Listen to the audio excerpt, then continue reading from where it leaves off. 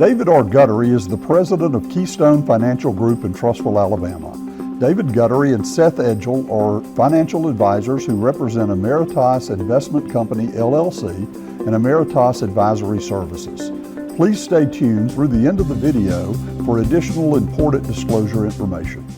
Hello everyone, I'm joined today by David Guttery, President of Keystone Financial Group in Trussville, to share his thoughts regarding the economy after the election. David, thanks so much for being with us today. You've talked about the potential economic implications of the election in previous videos. So now that it's finally behind us and we know the outcome, what is your opinion about what this means for the economy? Indeed. Thankfully, this election cycle is behind us, and with it, I believe we have greater clarity today over what might happen next with the gradual positive economic momentum that we have observed building throughout the year. Look, to preface, let me just say that I'm thankful to live in a free country where we all have the right to see the world through our own prism. My comments are not to be taken as a political referendum, but rather as an economic observation. This is about financial physics. I believe you have three types of voters. Voters are typically motivated by economic issues, social issues, or civic issues. My comments today will be limited to the economic issues that may have played a part in the outcome of the election. Remember, markets aren't red or blue. They just want to know what the rules are. Well, until just a few weeks ago, we had a very little idea of what those future rules might be. A few months ago, I attended a conference where Baker Hostetler offered a keynote presentation on this topic. They are a national tax law advisory firm, and each year we have the privilege of receiving their input on tax and legislative issues that may impact our industry. In summary, I will tell you that it was a very sobering presentation. In their opinion, there was a great likelihood that the Tax Cuts and Jobs Act would be allowed to expire. When coupled with increased spending in recent years, national debt had reached an untenable level in their opinion. And given the pending election, the stage was set for the potential of having very impactful tax law changes in our immediate future. Over the last year, the mass media has vetted this election from every conceivable angle. In my opinion, there was one very obvious consideration that garnered very little attention. And frankly, I thought it was one of the most major concerns from the perspective of economic growth. The potential for massive tax law changes, in my opinion, was a metaphorical time bomb upon which no one was fully aware that we were sitting. Think about how difficult it is to get anything passed through Congress. It seems that sometimes Congress can't agree on what day of the month it is, even while looking at a calendar. Consider that the current administration has had 4 years to unwind the Tax Cuts and Jobs Act, and in 2 of those 4 years, the administration had the benefit of the majority of Congress, and they still could not unwind the Tax Cuts and Jobs Act. Question: what would it take from here to bring about the most impactful change in tax law since the Tax Reform Act of 1986? Answer: nothing. Zero. Not one single vote would need to be cast. The only thing that would be necessary for that to come about is gridlock, continued arguing. Had that happened, then both the Tax Cuts and Jobs Act would have expired along with the sunset of the estate tax repeal in the following year. The impact of those two pieces of major tax legislation sunsetting in back-to-back fashion would have had an enormous impact on our ability to consume. Consumption is 70% of gross domestic product, so by extension, I believe this could have had detrimental implications on the positive economic momentum that we've seen building this year. Until the 5th of November, we had very little clarity about this matter, and therefore I believe, until just very recently, we had very little clarity regarding the future direction of the economy. Well, that sounds interesting. Well, David, can you expound on what we might have been facing had those pieces of tax law been allowed to expire? Sure. The late coach Paul Bear Bryant once said of the forward pass, When you put the ball in the air, three things can happen, and two of them are bad. Well, from an economic perspective, there were three possible election outcomes, and as it pertains to tax law, two of them were bad. As with any election, there are three possible alternatives. The Republicans could sweep, or the Democrats could sweep, or we could continue to experience divided government. In the opinion of Baker Hostetler, the odds of a Republican sweep were very low and the least likely of the three possible outcomes. This led most industry economists and analysts to assume that the Tax Cuts and Jobs Act would just likely expire. In the first scenario, Republicans sweep, and as a result, we could assume that most of the Tax Cuts and Jobs Act would likely continue in its current framework. Now, having said that, the government remains thirsty for revenue, given the spending that we've observed over the last 4 years. So now the question remains, to what degree might the Tax Cuts and Jobs Act need to be tweaked or modified going forward? That remains to be seen. In the second scenario, Democrats sweep, and in this case, the assumption was that the Tax Cuts and Jobs Act would be allowed to expire and possibly replaced with a more onerous tax burden. Again, Congress seems unable to agree on much of anything, so how do you raise the greatest amount of tax revenue in the shortest amount of time? Well, you allow the current tax code to expire and reset to where it was in 2016. Also in this scenario, we heard from the campaign trail about higher marginal rates of income taxation and higher rates of taxation on corporations and other plans that called for the taxation of unrealized capital gains, for example. In the third scenario, we remain with divided government, and as a general rule, markets like gridlock because rarely do the rules change under such circumstances. In this case, however, a divided government would have also likely resulted in the expiration of the Tax Cuts and Jobs Act. So again, referencing Coach Bryant, of the three things that could have happened, from a tax perspective, two of them were bad if you were concerned about the future for economic growth. Think of Usain Bolt, the fastest human on earth. He holds the world record for the 100-meter sprint with a time of 9.58 seconds. Well, if I were to put a backpack of 10 pounds worth of rocks on his shoulders, I doubt that he could run the same time. He could still outrun me, but probably not beat his world record. The more weight you put on the runner, the slower he will run. The more weight you put on the economy, the longer it will take for positive economic momentum to gain traction. And indeed, it might not move forward at all. Well, that's a great analogy, and I can see how a higher burden of taxation could have resulted from the election and become a drag on the potential for economic growth. Well, David, can you give us some specific examples of what might have resulted had these pieces of tax law been allowed to expire?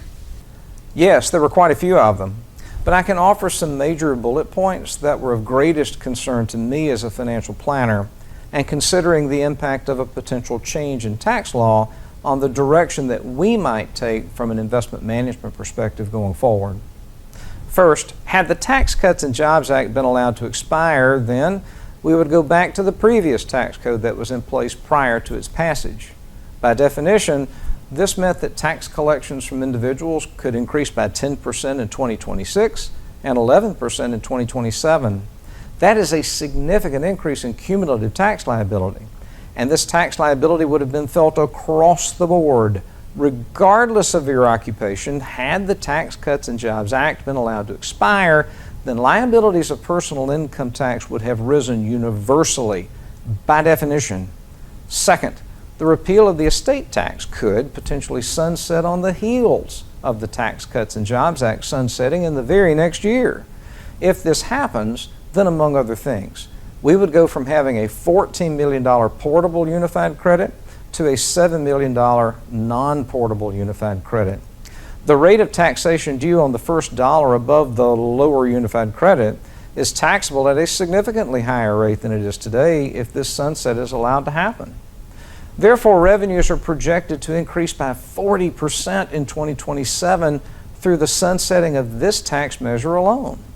Third, the qualified business tax deduction hung in the balance as well. This could have potentially impacted plans for expansion and employment. If this results in fewer people being employed, then those people are without an income, which clearly impacts patterns of consumption. Fourth, the expiration of the Tax Cuts and Jobs Act could have had a significant impact on the method by which new business is organized. It would have also likely had a major impact on foreign investment activity as well.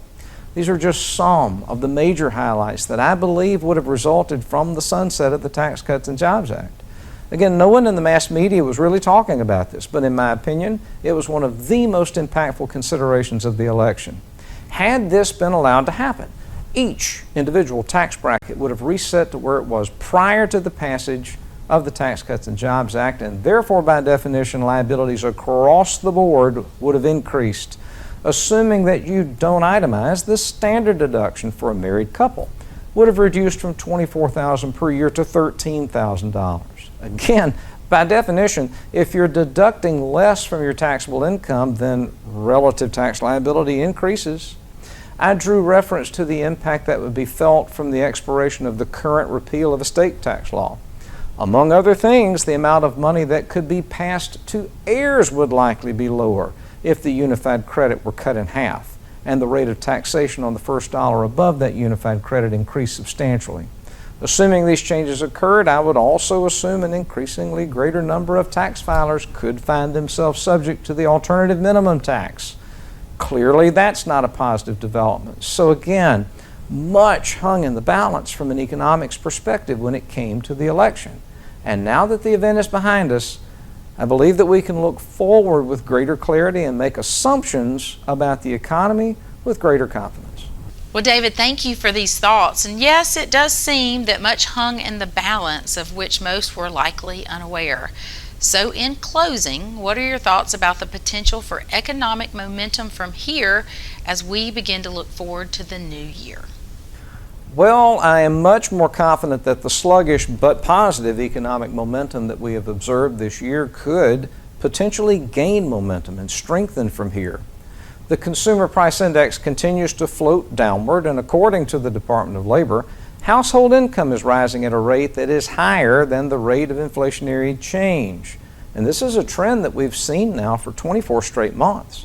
Capacity to consume continues to widen, in other words. In looking at the last 3 quarters of retail sales, it would appear that the average household is feeling better about their ability to consume. As evidenced by the last 2 rate cuts, the Federal Reserve seems to have shifted to an accommodative monetary policy stance. So the cost of carrying leverage could be potentially lower from here, and that will be a positive development for areas such as housing. So long as a significant change in the rate of taxation paid by those households does not undermine this trend, then I think that we can reasonably assume that it will continue. As you buy more things at the store, the manufacturer of those things must replenish the supply. Well, if I manufacture that widget, I am increasingly more concerned about the capacity of my plant to make more of that which you are demanding in greater quantity. Therefore, I am going to be increasingly incentivized to hire more people to pull the levers and push the buttons to make the widgets to restock the shelves. Assuming that the government doesn't take an increasingly greater percentage of that revenue dollar away from me, then this positive feedback loop is likely to continue, in my opinion. In the first full year of the Tax Cuts and Jobs Act, the U.S. Treasury reported record nominal receipts. Part of the reason for that was a much higher velocity of money. This is the frequency with which a dollar circulates through the economy. The higher the frequency with which a dollar circulates through the economy, the more times it is taxed, thus resulting in the greater nominal receipts that we observed in 2019. I believe that we could see this phenomenon repeat itself as the economy continues to emerge from the post-COVID pandemic economic fallout. To me, the election was a pivotal part of this equation because of how 2 major pieces of tax legislation hung in the balance. Now that it is behind us, I think that we can assume that the economy is likely to continue on this positive recovery trajectory. Clearly, there are still geopolitical issues with which to contend, and the Federal Reserve does continue to unwind its balance sheet, and the likelihood of achieving a soft landing remains to be seen. We're not out of the woods yet, but the visibility through the windshield, in my opinion, just became more clear. I'd like to close by reminding everybody watching this video that where you are today is not as important as where you will be tomorrow. The greatest concern is how are you going about the achievement of long-term planning goals. As I've mentioned in previous videos, please insulate yourself against sensationalism and hyperbole. Focus on that which can be quantified and have a stoic disposition as you apply that data to the implementation of your plan. This is truly a marathon and not a sprint. It is at times like these when we would all benefit from that reminder. Well, David, as always, thank you so much. And for additional information, David may be reached through the means listed upon the following screen. For the Trustful Tribune, I'm Brandon Dawkins. David Guttery and Seth Edgell independently offer securities and investment advisory services through Emeritus Investment Company, LLC, member FINRA, SIPC, and Emeritus Advisory Services. Information provided in today's segments is gathered from sources believed to be reliable. However, its accuracy cannot be guaranteed and should not be interpreted as tax or legal advice. Any performance stated is past performance and is not indicative of future results.